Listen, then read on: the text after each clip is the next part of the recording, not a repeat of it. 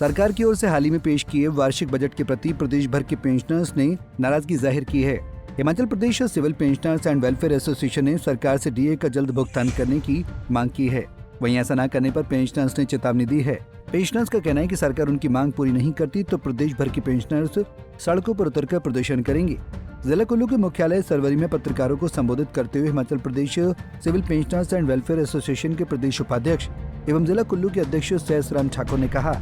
कि प्रदेश सरकार के बजट से पेंशनर्स को काफी उम्मीद थी। उन्हें आशा थी कि इस बार का बजट उनके लिए राहत लेकर आएगा, लेकिन सरकार की ओर से कहा जा रहा है कि डीए की राशि मई माह में जारी की जाएगी।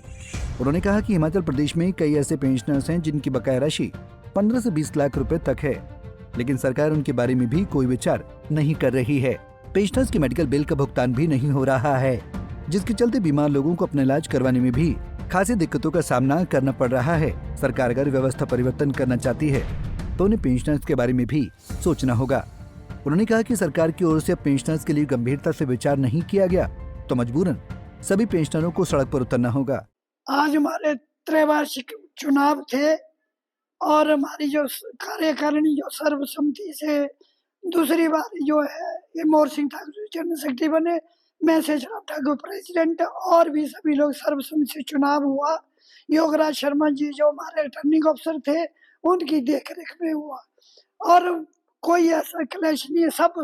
लोगों ने 120 के करीब हाउस मतलब जो है यह फुल था और हमारा जो है सरकार से माननीय मुख्यमंत्री जी से वित्त मंत्री भी हमारे कि हमारा जो पे कमीशन का जो एरियर है हमारा पेंडिंग है 6th पे कमीशन का, अभी जो है 26 में अगला पे कमीशन आने वाला है। तो पिछला ही सरकार से मतलब जो है हमारा कर्मचारी पेंशनरों का किसी का 12 लाख 13 लाख 20 लाख तक पेंडिंग पड़ा हुआ और अभी माननीय मुख्यमंत्री ने इस बजट में भी कहा होता है कि मैं इसमें कुछ करूंगा प्रबंध, पर जो बजट सामने आया उसमें नहीं लग रहा है कि हमारा मतलब जो पेंडिंग एरियर है वो क्लियर नहीं होने वाला है।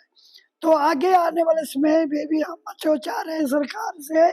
कि जेसीसी की मीटिंग तो बुलाओ, बातचीत का टेबल तो खोलो जहाँ हम जा करके हम समस्याओं को सरकार के सामने रखें, कुछ सरकार हमारे बारे में सोचे और कुछ हम भी मतलब जो सरकार की आर्थिक स्थिति के बारे में सुनना चाहते हैं टेबल टॉक में। तो माननीय मुख्यमंत्री से बातचीत क्या और ना हमारी जेसीसी को बुलाना चाहते हैं और जो हमारी पेंशन का संबंधित एक पोर्टल होता था जो घर बैठे हम जो है अपनी पेंशन का मंथली उसका देखते थे वो भी सरकार ने मतलब बंद कर दिया और उसको मतलब ऑन करे ताकि हम अपनी जो पे आ रही है पेंशन आ रही है उसको घर बैठे ही मतलब जो है उसको देखते थे। आगे भी हम चाहते इसको जो है खुलाया जाए उस पोर्टल को जो है। तो हम सरकार से यही उम्मीद करते हैं माननीय मुख्यमंत्री से कि बातचीत का दरवाजा खोलो, उसके लिए पैसे नहीं लगने सरकार के, बातचीत ही नहीं करना चाहते या किसी से मतलब जो है बुलाना नहीं चाहते, फिर तो मतलब इस उम्र के पड़ाव पर जो है कोई 90 में पहुंच गया 80 में पहुंच गया 85 में 60 से आगे तो हम सारे सीनियर सिटीजन है तो हम सड़कों पर जाना नहीं चाहते। अगर मजबूर करेगी सरकार तो हमारे को मजबूर होकर के जो है ना फिर सड़कों पर भी उतरना पड़े। इतना पैसा पेंडिंग पड़ा हुआ है, मेडिकल का प्रोविजन नहीं हो रहा है ना, मतलब जो महंगाई पता पेंडिंग पड़ा हुआ 11%, वो भी उसका भी प्रोविजन मई में देना कहते, कल के बजट में मई में देंगे कहते हम।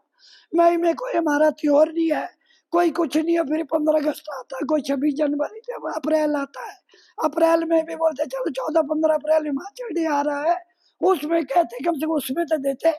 वो भी नहीं मई बता दिया और 3% बता रहे, हमारा 3% तो बनता ही नहीं है, मतलब 4% है जो जितनी किस्तें। तो हम चाहते हैं कि प्रभु से हमारे पेंशनर जो है civil pensioner welfare Himachal Pradesh Kullu जिले की जो है इस वक्त 700 से भी ऊपर हमारे इस पेंशनर संघ में सदस्य जुड़े हैं और आगे भी और भी जोड़ने की कोशिश कर रहे हैं और दूसरे जो संगठन है उनसे भी हम अपील कर रहे हैं कि एक मंच पर आ जाओ, जो डिमांडें हैं जब हम एकता का प्रदर्शन करेंगे तो सरकार अवश्य हमारी बातचीत सुनेगी। आज जनरल सेक्रेटरी के पद पर आज निर्विरोध दूसरी बार चुना गया हूँ। मैं civil pensioner and social welfare association Kullu की तरफ से माननीय मुख्यमंत्री जी से इतना अनुरोध करना चाहूँगा कि जो मांगे हमारी लंबित हैं, चाहे वो पेंशन का एरियर है, चाहे डीए का एरियर है, डीआर का एरियर है, और मैं भत्ता जो हमारा चिकित्सा भत्ता है, तो इस तरह की सारी जो हमारी डिमांड है, मांगे हैं, इसको अगर एक मुश्त नहीं दे सकते हैं तो एक दो किश्तों में इनको दिया जाए तो वो भी हमारे लिए एक बहुत सहायता होगी। तो मैं ज़्यादा ना कहता हूँ, मुख्यमंत्री से यही अनुरोध करूँगा कि इस बजट से पेश होने पर जो हमें थोड़ा निराशा हुई है, उसको बजट पास होने तक कुछ न कुछ इसमें जोड़ा जाए तो हम आपके आभारी रहेंगे। हम कहना चाहते हैं कि जो 75 और 75 से ऊपर जो दिया, उसमें भी कुछ आदमी रह गए हैं, उनका भी ख्याल रखा जाए, और 75 और 70 के बीच में अभी देने का प्रावधान किया, कोशिश की या बता दिया है, लेकिन वो भी एक किश्तों में देने का प्रावधान किया गया है। तो ये भी एक बहुत ही विडम्बना ही कहेंगे कि इस उम्र में आजकल आदमी जो है कब मांगेंगे, जब आदमी अपनी लीला समाप्त करेगा फिर किस काम की रहेगी। अभी पेंशनर के पास लाइबिलिटी भी बहुत हैं, ऐसा नहीं कि पेंशनर खुद खाते हैं, उनके बच्चे भी हैं, आगे भी उनका परिवार है, उनको भी उनको पालना पड़ता है। सभी ना नौकरी है ना बिजनेसमैन है, तो खेती से कितना काम करने के के लायक भी नहीं रहे हैं। तो हम यही चाहेंगे कि हमारे प्रति भी सहानुभूति पूर्वक विचार किया जाए, और सबसे पहले अगर जेसीसी का गठन होता है प्रदेश स्तर पर तो उसमें सारी बातें हम बता सकते हैं, सारी बातें सरकार के ध्यान में ला सकते हैं। उनका जेसीसी जो गठन करके उसका भी इसकी बैठक भी बुलाई जाए, ताकि उस बैठक में सभी चीज़ का समाधान हो जाए। तो इसके साथ ही मैं ये जो कहना चाहूँगा कि माननीय मुख्यमंत्री जी, हम पेंशनर्स हैं, उम्र के पड़ाव पर हैं, हम जो हमारा जो कर्मचारी वर्ग है वो अलग है, वो तो अभी नौजवान हैं, उनका तो आप ध्यान थोड़ा थोड़ा रख रहे हैं, लेकिन पेंशनर के लिए जो पैसा है ये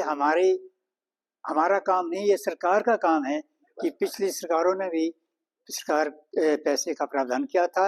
अब आपसे भी अनुरोध करते हैं कि पैसे का प्रावधान करना सरकार का काम है, सरकार हमारी माता के समान है, वो हमारा ख्याल रखेगी, और पैसा कहीं से भी आप प्रावधान करें ताकि हम पेंशनर बूढ़े आदमी जो हैं इस उम्र में हमको कुछ सहायता मिले। पंजाब केसरी टीवी के लिए कुल्लू से दिलीप की रिपोर्ट। हमसे जुड़े रहने के लिए हमारे YouTube चैनल को सब्सक्राइब करें और नई वीडियो की नोटिफिकेशन के लिए बेल आइकॉन को दबाएं। अगर आप ये वीडियो Facebook पर देख रहे हैं तो लाइक जरूर करें और ज्यादा से ज्यादा शेयर करें। इसी तरह के और भी अपडेट्स के लिए फॉलो करें हमारा Instagram पेज himachal.ke।